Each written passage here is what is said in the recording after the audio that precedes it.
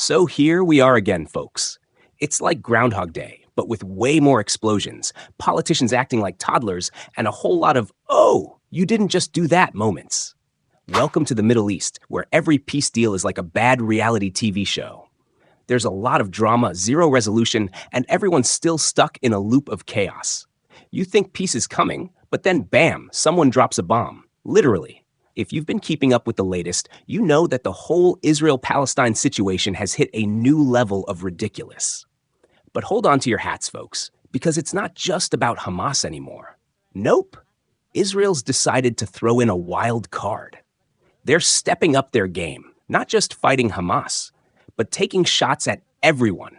And I mean everyone in the neighborhood. It's like that one kid who didn't get invited to the party, so he goes around making sure no one else has fun either. So picture this, Israel and Hamas sitting at the peace table, shaking hands, agreeing to a ceasefire. Everything's going fine. There's maybe some awkward silence, a couple of I told you so glances exchanged, but peace is in the air. You're thinking, this is it. The world's about to stop burning, and we're going to have a cozy little kumbaya moment. But wait, Israel's like, nah, let's blow up the party instead. Yep, they straight up bomb the peace talks. No warning. Just boom, everyone's running for cover. And peace? Yeah, peace is officially dead. Israel was probably sitting there, high-fiving each other, thinking, well, that was easy. But it didn't exactly go according to plan. The key Hamas players? Still alive. 6 people dead, sure, but the big fish? They were all miraculously untouched. Classic Israel, right? Hit the target, but somehow miss everything that matters. In a plot twist, straight out of a bad action movie, the whole thing ends up being a massive embarrassment. Now let's pause for a second. Qatar. Yes, Qatar. The country that's been playing the role of peacekeeper gets hit in the process. Wait, hold up. Qatar? The same country that's been throwing money at Gaza like it's monopoly money? The same country that's housing a massive US military base? Yeah, they get caught in the crossfire. And you're sitting there thinking, Israel, did you really just punch the guy holding the peace treaty? You see, Qatar's been the behind-the-scenes guy, the one trying to keep the whole region from burning down to the ground. And now Israel's just thrown a Molotov cocktail at their doorstep. And what does this mean for everyone? Well, it means that everyone who thought they could sit comfortably in the we're buddies with Israel camp is now sweating bullets. It's like the ultimate game of musical chairs, and suddenly, no one's sure if they're going to have a seat when the music stops. But here's where it gets really juicy. Israel didn't do this on a whim. Oh no, my friends. Israel's got a pattern, a strategy that's been playing out like a bad habit. And what is that pattern? Bombing the peace talks to make a point. Yep, Israel's essentially saying, listen, we don't need diplomacy. We don't need to play nice. We're Israel, and we're going to do whatever we want. If you don't like it, deal with it.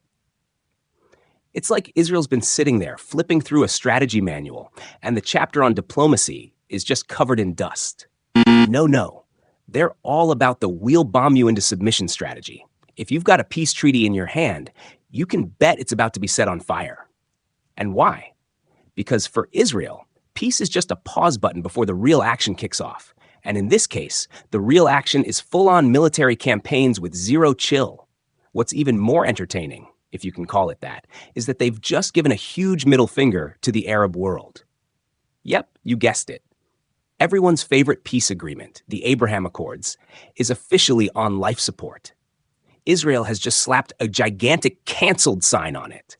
And suddenly, those countries that were cozying up to Israel, thinking that maybe peace was a possibility, they're all like, wait a second, I didn't sign up for this mess. Cue the awkward silence at the next summit. Qatar, pissed. Saudi Arabia, confused. Egypt, ready to hit the panic button.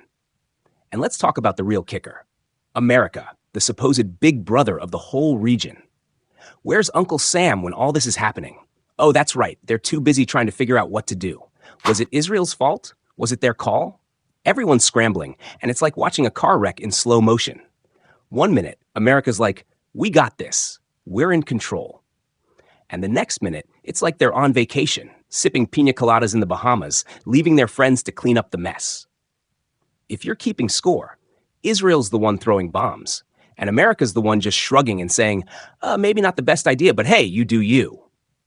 Now, why is all this such a big deal? Well, it's not just about the bombs, folks. It's about what comes next. Because now, Israel has pushed the region into a whole new phase. And trust me, it's not going to be pretty. What happens when the U.S. loses its grip? What happens when the Arab nations, tired of the back and forth, decide enough is enough? Well, buckle up, because this whole thing is about to get a whole lot worse. So here's the big question. What's Israel really trying to accomplish here? Are they really out to wipe out Hamas? Or is this just a smokescreen for a much bigger play, one that's going to cost them more than they're willing to pay? And who exactly is going to be the one to foot the bill for all of this? Because right now, it looks like everyone's going to lose.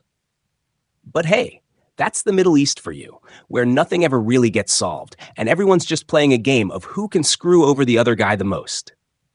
So what's next? What does the future hold for a region that's more unstable than ever? One thing's for sure, this isn't going to end well for anyone. What do you think? Is this all just part of some grand strategy, or has Israel just stepped into a hornet's nest it can't get out of? Drop your thoughts in the comments below.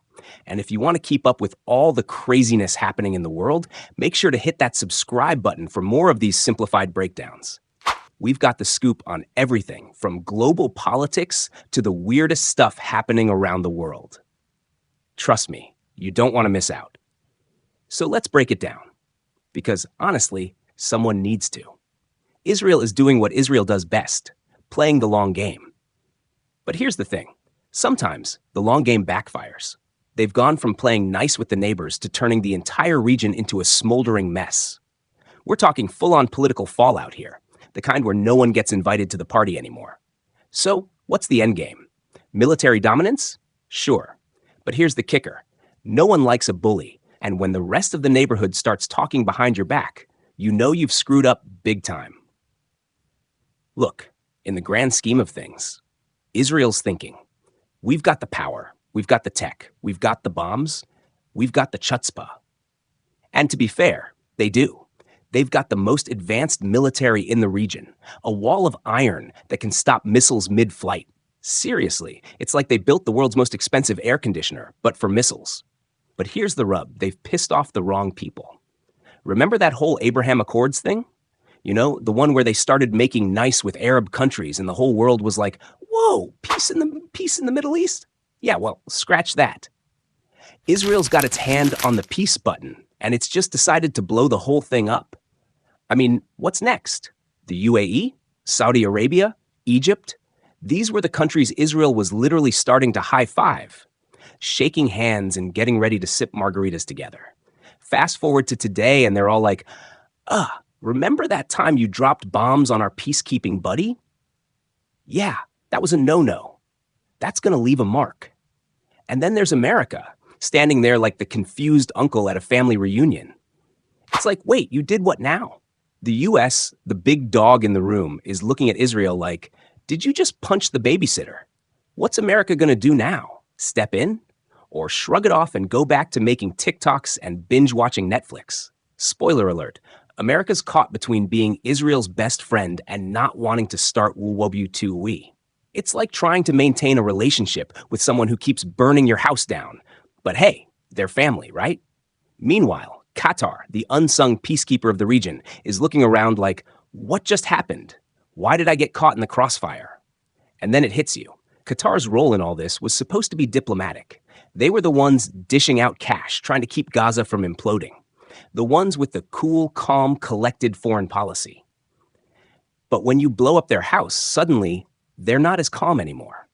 It's like you burned down the only bridge that was keeping the whole damn neighborhood from turning into a giant dumpster fire.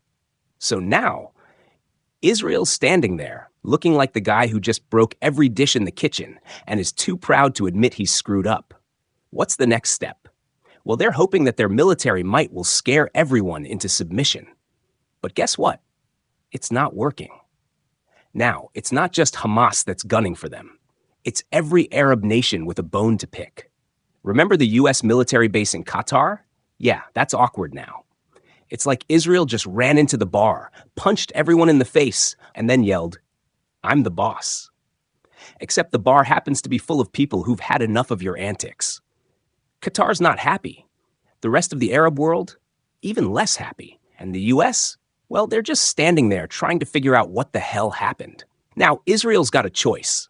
Double down on the whole military might thing, or try to salvage whatever little bit of peace they have left with their neighbors. Spoiler alert, Israel's not really good at backing down. And if they do decide to back down, well, they'll lose a whole lot more than just a few allies. They'll lose the plot entirely. Because right now, they're on the edge of being universally hated. And once that happens, good luck getting anyone to listen to you. But here's the real kicker. What happens if Hamas doesn't just die off? What if they start winning? What if Israel just ends up in a never-ending cycle of we bomb you, you bomb us? That's not a win, my friends. That's just dragging your feet through a mud pit. And Israel's military? They might have the tech, they might have the toys, but what they don't have is a clear exit strategy. And when that happens, well, it's like watching someone back themselves into a corner with no way out. Here's the truth. Israel's strategy isn't just about killing Hamas anymore. It's about keeping everyone else in line, keeping the Arab nations scared, keeping the world watching. And the only way to do that is to keep the pressure on, to keep the missiles coming, to keep the narrative going. But how much longer can that last?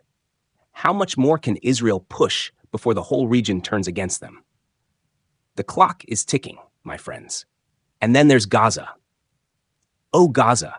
It's like the battered spouse of the Middle East, just trying to survive another day. The violence is nonstop. The casualties are mounting. The people, well, they're just trying to stay alive. And let's be real. No one's winning in Gaza. Not Israel, not Hamas, just a whole lot of suffering. And no one's really talking about the human cost here. Every bomb dropped, every shot fired, there's a family behind it. There's a child crying in the rubble. And while Israel's military is hoping to storm Gaza, claiming victory one block at a time, Hamas, they're not done. They're just adapting. The guerrilla tactics are kicking in, and Israel is about to find out that invading a city built like a maze doesn't exactly work out like Call of Duty. It's slow, it's messy, and the body count, it's only going to get worse. And then the whole world's going to have to answer one question. Who's really winning this war? What do you think is going to happen next? Is Israel really going to wipe out Hamas, or is this just the beginning of a much, much bigger mess? Let us know in the comments below. And if you want to keep up with all the craziness happening in the world, make sure to hit that subscribe button and join the Simplified squad. Because if you thought this situation was a mess, wait until we break down the next one.